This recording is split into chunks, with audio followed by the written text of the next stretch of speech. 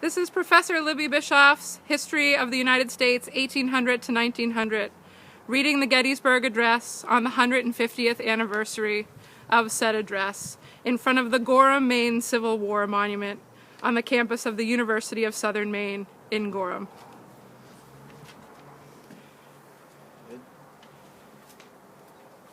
Fourscore and 7 years ago, our fathers brought forth on this continent a new country, conceived in liberty and dedicated to the proposition that all men are created equal.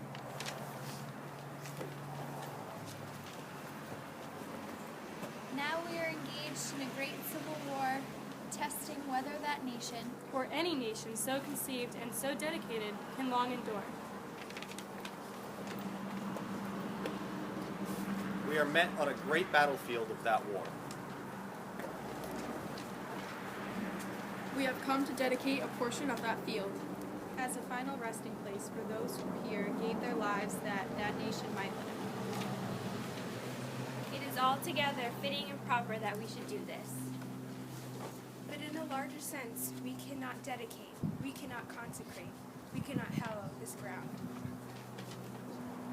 The brave men, living and dead, who struggled here have consecrated it far above our poor power to add or detract.